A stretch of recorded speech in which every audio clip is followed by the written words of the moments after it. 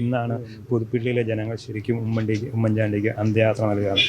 രാവിലെ തൊട്ടേ നല്ല പോളിംഗ്. എങ്ങനെയാണ് ഈ പോളിംഗ് ശതമാനത്തിൽ ഉയർന്ന് നിൽക്കുന്നതിനെ കാണുന്നത്? ഇതിനെ ഞങ്ങൾ വളരെ ശുഭപ്രതീക്ഷയോടുകൂടിയാണ് കാണുന്നത്.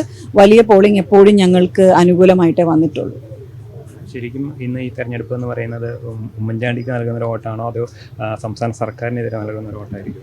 ഇത് എല്ലാ ഘടകങ്ങളും ഉണ്ട്.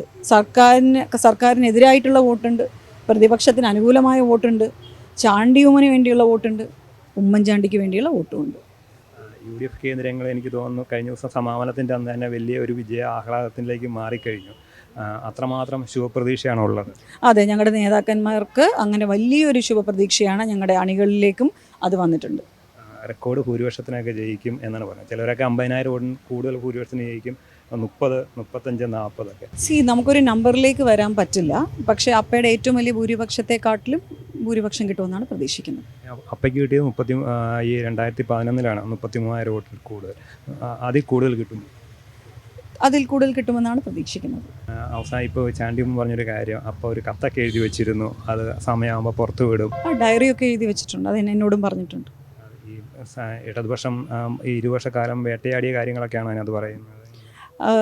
അങ്ങനെ ഡയറി ഉണ്ടെന്ന് അപ്പോൾ എന്നോട് പറയുണ്ടായി. ഞാനത് വായിച്ചു നോക്കിയിട്ടില്ല.